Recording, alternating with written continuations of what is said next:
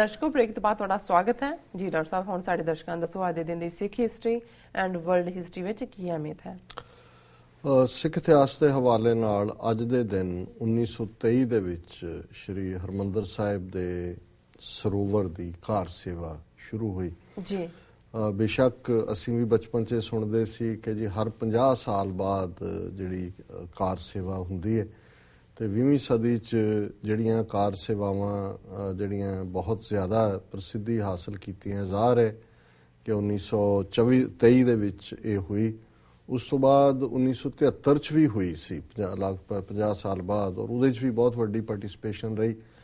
ਤੇ ਫਿਰ 1984 ਦੇ ਘੱਲੂਘਾਰੇ ਤੋਂ ਬਾਅਦ, ਕਿਉਂਕਿ ਹਰਮੰਦਰ ਸਾਹਿਬ ਦਾ ਸਰੋਵਰ ਖੂਨ ਦੇ ਨਾਲ ਲਾਲ ਛੋਟੇ ਛੋਟੇ ਬੱਚਿਆਂ ਦੀਆਂ ਡੈਡ ਬਾਡੀਜ਼ ਔਰ ਉਸ ਨੂੰ ਪੋਲਿਊਟ ਕੀਤਾ ਗਿਆ ਕਈ ਤਰੀਕਿਆਂ ਦੇ ਨਾਲ, ਸੋ ਇਹ ਵੀ ਕਾਰ ਸੇਵਾ ਹੋਈ। ਸੋ ਕਾਰ ਸੇਵਾ ਦੇ ਹਵਾਲੇ ਨਾਲ ਮੈਂ ਸਮਝਦਾ ਹਾਂ ਕਿ ਬੇਸ਼ੱਕ ਅੱਜ ਇਹ ਸ਼ਬਦ ਈਵਨ ਹਿੰਦੂਤਵੀ ਸੰਸਥਾਵਾਂ ਨੇ ਵੀ ਇਸ ਨੂੰ ਚੀਪਨ ਕਰ ਦਿੱਤਾ ਹੈ, ਪਰ ਇਹਦੀ ਅਹਿਮੀਅਤ ਹੈ ਕਿਉਂਕਿ ਹਰਮੰਦਰ ਸਾਹਿਬ ਜਦੋਂ ਅਸੀਂ ਵੱਡੇ ਦੂਸਰੇ ਧਰਮਾਂ ਦੇ ਵੱਡੇ ਧਰਮ ਸਥਾਨਾਂ ਦੀ ਗੱਲ ਕਰਦੇ ਹਾਂ ਤੇ ਬਹੁਤ ਵਾਰ ਬਾਦਸ਼ਾਹਾਂ ਨੇ ਵੱਡੀਆਂ ਵੱਡੀਆਂ ਮਸੀਤਾਂ ਬਣਾਈਆਂ ਨੇ, ਚਰਚ ਵੱਡੇ ਵੱਡੇ ਜਿਹੜੇ ਨੇ ਇਵੇਂ ਬਣੇ ਨੇ, ਮੰਦਰ ਤਾਂ ਬਣਾਏ ਸੇਠਾਂ ਨੇ ਜਾਂ ਜਿਹੜੇ ਰਾਜੇ ਕੋ ਰਾਜਪੂਤ ਰਾਜੇ ਸੀ ਜੀ। ਲੇਕਿਨ ਕਾਰ ਜਿਹੜੇ ਨੇ ਕਰ ਹੱਥਾਂ ਨੂੰ ਕਹਿੰਦੇ ਨੇ, ਹੱਥਾਂ ਦੇ ਨਾਲ ਕੀਤੀ ਸੇਵਾ, ਇਹ ਮੇਰਾ ਨਹੀਂ ਖਿਆਲ ਕਿ ਧਰਮਾਂ ਦੀ ਦੁਨੀਆ 'ਚ ਹਰਮੰਦਰ ਸਾਹਿਬ ਦੀ ਹੋਣ ਤੋਂ ਪਹਿਲਾਂ ਕੋਈ ਐਸਾ ਹੋਏ ਜਿਹਦੇ 'ਚ ਕੋਈ ਐਸਾ ਧਾਰਮਿਕ ਥਾਂ ਜਿਹਦੇ 'ਚ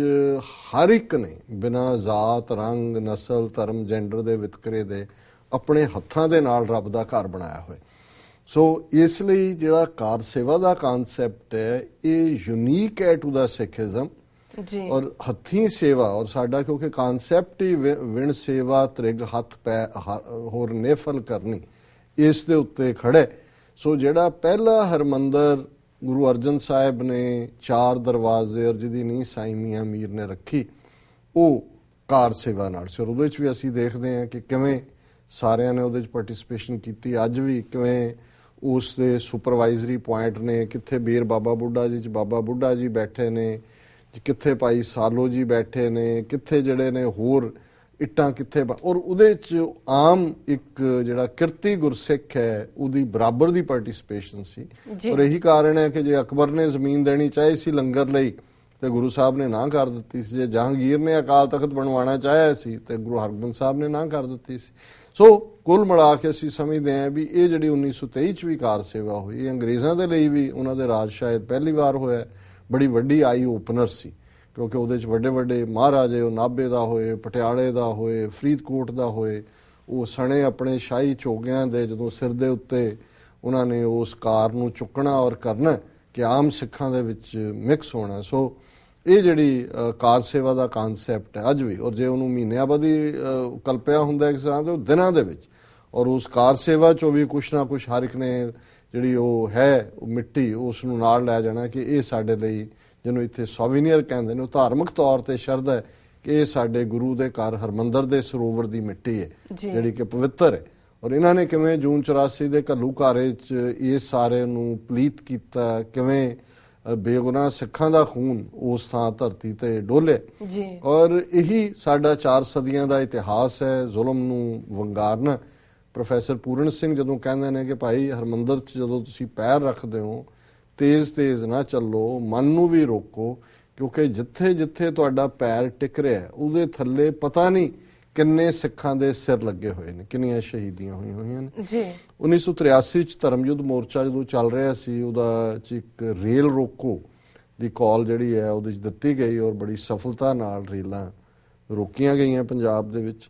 1985 'ਚ ਅੱਜ ਦੇ ਦਿਨ ਅਰਜਨ ਦਾਸ ਜਿਹੜਾ ਕਿ ਜਿਹਨੇ ਨਵੰਬਰ 84 ਦੇ ਸਿੱਖ ਕਤਲੇਆਮ, ਸਿੱਖ ਨਸਲਕੁਸ਼ੀ ਦੇ ਵਿੱਚ ਲਲਿਤ ਮਾਕਨ ਔਰ ਦੂਸਰਿਆਂ ਦੇ ਨਾਲ HKL ਭਗਤ, ਸੱਜਣ ਕੁਮਾਰ ਦੇ ਨਾਲ ਬੜਾ ਜਿਹੜਾ ਉਹ ਐਕਟਿਵ ਰੋਲ ਅਦਾ ਕੀਤਾ ਸੀ, ਉਹਨੂੰ ਅੱਜ ਦੇ ਦਿਨ ਜਿੰਦੇ ਸੁੱਖੇ ਦੀ ਟੀਮ ਨੇ ਦਿੱਲੀ ਦੇ ਵਿੱਚ ਸੋਧਾ ਲਾਇਆ ਜੀ। 1987 ਦੇ ਵਿੱਚ ਚੌਧਰੀ ਦੇਵੀ ਲਾਲ ਨੇ ਹਰਿਆਣੇ ਦੇ ਵਿੱਚ ਅਸੈਂਬਲੀ ਚੋਣਾਂ ਜਿੱਤੀਆਂ, 85 ਚੋਂ 58 ਸੀਟਾਂ ਲਈਆਂ। ਭਜਨੇ ਦੀ ਕਾਂਗਰਸ ਨੂੰ ਸਿਰਫ 5 ਸੀਟਾਂ ਮਿਲੀਆਂ। ਔਰ ਇਹੀ ਇਨਫੈਕਟ ਜਦੋਂ ਅਸੀਂ ਪ੍ਰੋਫੈਸਰ ਦਰਸ਼ਨ ਸਿੰਘ ਹੋਰਾਂ ਦੇ ਹਵਾਲੇ ਨਾਲ ਦੇਖਦੇ ਹਾਂ, ਕਈ ਵਾਰੀ ਆਉਂਦਾ ਹੈ ਕਿ ਜੀ ਉਹਨਾਂ ਨੂੰ ਕਿਉਂ ਜੁਝਾਰੂਆਂ ਨੇ ਜਿਹੜਾ ਉਹ ਨੈਗੇਟ ਕੀਤਾ ਜਾਂ ਉਹ ਛੱਡ ਕੇ ਜ਼ੀਰਕਪੁਰ ਚਲੇ ਗਏ। ਮੈਨੂੰ ਕਿਉਂਕਿ ਜਦੋਂ ਮੈਂ ਪੜ੍ਹ ਰਿਹਾ ਸੀ ਤਾਂ ਮੈਨੂੰ ਖਿਆਲ ਆਇਆ ਕਿ ਇਹਨੂੰ ਆਧਾਰ ਬਣਾ ਕੇ ਪ੍ਰੋਫੈਸਰ ਦਰਸ਼ਨ ਸਿੰਘ ਹੋਰਾਂ ਨੇ ਫਿਰ ਜਿਹੜੀ ਇੱਕ ਬੁੱਧੀਜੀਵੀਆਂ ਦੀ ਕੋਈ ਸੱਦੀ ਕਾਨਫਰੰਸ ਮੀਟਿੰਗ ਨੁਮਾਇੰਦਿਆਂ ਦੀ, ਉਹਦੇ 'ਚ ਉਹਨਾਂ ਨੇ ਕਿਹਾ ਜੀ ਕਿ ਇੱਕ ਜ਼ਮਾਨਾ ਸ਼ਸਤਰ ਦਾ ਸੀ, ਫਿਰ ਅੱਜ ਸ਼ਾਸਤਰ ਦਾ ਹੈ, ਔਰ ਅੱਜ ਤੁਸੀਂ ਦੇਖੋ ਵੋਟਾਂ ਦਾ ਯੁੱਗ ਹੈ। ਦੇਖੋ ਕਿਵੇਂ ਦੇਵੀ ਲਾਲ ਨੇ ਜਿਹੜਾ ਵੋਟਾਂ ਦੇ ਨਾਲ ਹਰਿਆਣੇ ਦੇ ਵਿੱਚ ਆਪਣੀ ਸਰਕਾਰ ਬਣਾਈ ਹੈ। ਸੋ ਜ਼ਾਹਰ ਹੈ ਕਿ ਇਹ ਉਹਨਾਂ ਦੀ ਸਟੇਟਮੈਂਟ ਉਹਨਾਂ ਨੂੰ ਸ਼ੱਕ ਦੇ ਘੇਰੇ 'ਚ ਲਿਆਂਦੀ ਸੀ, ਕਿਉਂਕਿ ਜਿਨ੍ਹਾਂ ਨੂੰ ਦੀ ਉਹ ਨੁਮਾਇੰਦਗੀ ਕਰਦੇ ਸੀ, ਜਿਨ੍ਹਾਂ ਨੇ ਹਥਿਆਰ ਚੁੱਕੇ ਸੀ, ਜਿਨ੍ਹਾਂ ਨੇ ਉਹਨਾਂ ਨੂੰ ਜਥੇਦਾਰ ਬਣਾਇਆ, ਇਹ ਕਹਿਣਾ ਜਿਹੜਾ ਸੀ ਉਸ ਆਈਡੀਓਲੋਜੀ ਨੂੰ ਹੀ ਨੈਗੇਟ ਕਰਨਾ ਸੀ। ਹਾਲਾਂਕਿ ਇਹਨੂੰ ਕਿਸੇ ਹੋਰ ਤਰੀਕੇ ਨਾਲ ਵੀ ਕਿਹਾ ਜਾ ਸਕਦਾ ਸੀ। ਸੋ ਇਹ ਉਹਨਾਂ ਦੀ ਸਟੇਟਮੈਂਟ ਜਿਹੜੀ ਸੀ ਉਹ ਇੱਕ ਇਨੀਸ਼ੀਅਲ ਜਿਹੜਾ ਡਿਸਟਰਸਟ, ਬੇਯਕੀਨੀ ਦਾ ਮਾਹੌਲ ਜੁਝਾਰੂ ਸਿੰਘਾਂ ਔਰ ਇਹਨਾਂ ਦੇ ਵਿੱਚ ਬਣਿਆ, ਉਹਦਾ ਕਾਰਨ ਬਣੀ। ਵਰਲਡ ਹਿਸਟਰੀ ਦੇ ਹਵਾਲੇ ਨਾਲ 1579 ਦੇ ਵਿੱਚ ਅੰਗਰੇਜ਼ਾਂ ਦੇ ਖਿਲਾਫ ਆਇਰਲੈਂਡ ਦੇ ਵਿੱਚ ਜਿਹੜੀ ਹੈ ਉਹ ਅਪਰਾਈਜ਼ਿੰਗ ਹੋਈ।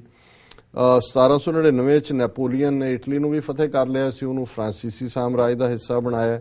1824 ਚ ਅਮਰੀਕਾ ਦੇ ਵਿੱਚ ਬਿਊਰੋ ਆਫ ਇੰਡੀਅਨ ਅਫੇਅਰਸ ਇਹ ਐਸਟੈਬਲਿਸ਼ ਹੋਇਆ। ਇੱਥੇ ਦੇਖਿਆ ਸਟੈਚੂ ਆਫ ਲਿਬਰਟੀ, ਆਜ਼ਾਦੀ ਦੀ ਦੇਵੀ ਜੀ।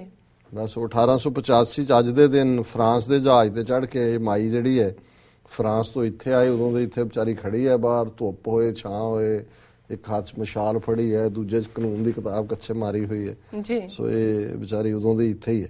1938 ਦੇ ਵਿੱਚ ਜਾਪਾਨ ਨੇ ਚੀਨ ਦੇ ਖਿਲਾਫ ਜੰਗ ਦਾ ਐਲਾਨ ਕੀਤਾ। 1940 ਚ ਰੂਸ ਨੇ ਲਿਥੁਆਨੀਆ, ਲਾਤਵੀਆ, ਅਸਟੋਨੀਆ, ਬਾਲਟਿਕ ਸਟੇਟਾਂ ਤੇ ਕਬਜ਼ਾ ਕੀਤਾ। 1950 ਚ ਪਹਿਲਾ ਗੁਰਦੇ ਦਾ ਬਦਲਣਾ, ਕਿਡਨੀ ਟ੍ਰਾਂਸਪਲਾਂਟ ਸ਼ਿਕਾਗੋ ਦੇ ਵਿੱਚ ਹੋਇਆ। 1956 ਦੇ ਵਿੱਚ ਗੋਲਡਾ ਮਾਇਰ ਪਹਿਲੀ ਬੀਬੀ, ਇਹ ਜਿਹੜੀ ਬੜੀ ਪਾਵਰਫੁਲ ਸੀ, ਇਜ਼ਰਾਈਲ ਦੀ ਪ੍ਰਾਈਮ ਮਿਨਿਸਟਰ ਬਣੀ। ਔਰ 1963 ਚ ਅਮਰੀਕਨ ਸੁਪਰੀਮ ਕੋਰਟ ਨੇ ਫੈਸਲਾ ਦਿੱਤਾ ਕਿ ਬਾਈਬਲ ਦਾ ਪੜ੍ਹਾਇਆ ਜਾਣਾ ਜਾਂ ਲਾਰਡ ਪ੍ਰੇਅਰ ਇਹ ਪਬਲਿਕ ਸਕੂਲਾਂ 'ਚ ਨਹੀਂ ਹੋ ਸਕਦੀ, ਅਗੇਂਸਟ ਦਾ ਲਾਅ। 1967 ਚ ਚਾਈਨਾ ਨੇ ਪਹਿਲਾ ਹਾਈਡਰੋਜਨ ਬੰਬ ਦਾ ਤਜਰਬਾ ਕੀਤਾ। 2013 ਚ ਅੱਜ ਦੇ ਦਿਨ ਕੇਦਾਰਨਾਥ ਉੱਤਰਾਖੰਡ ਦੇ ਵਿੱਚ ਜ਼ਬਰਦਸਤ ਤੂਫਾਨ ਆਇਆ, ਹਜ਼ਾਰਾਂ ਮਾਰੇ ਗਏ, ਕਈ ਮੰਦਰ ਤਬਾਹ ਹੋਏ। ਸੋ ਇਹ ਵਰਲਡ ਹਿਸਟਰੀ ਹੈ ਜੀ। ਡਾਕਟਰ ਸਾਹਿਬ ਤੁਹਾਡਾ ਬਹੁਤ ਬਹੁਤ ਸ਼ੁਕਰੀਆ। ਹੁਣ ਸਾਡੇ ਦਰਸ਼ਕਾਂ ਨੂੰ ਦੱਸੋ ਅੱਜ ਦਾ ਵਿਚਾਰ। ਅੱਜ ਦੇ ਵਿਚਾਰ ਲਈ ਅਸੀਂ ਮਹੱਲਾ ਪੰਜਵਾਂ ਸ਼ਲੋਕ ਸਹਿਸਕ੍ਰਿਤੀ ਦੇ ਇੱਕ ਸ਼ਲੋਕ ਨੂੰ ਚੁਣਿਆ, ਜਿਹੜੀ ਇੱਕ ਵੱਖਰੀ ਜ਼ਬਾਨ ਹੈ ਸੰਸਕ੍ਰਿਤ ਨਾਲੋਂ।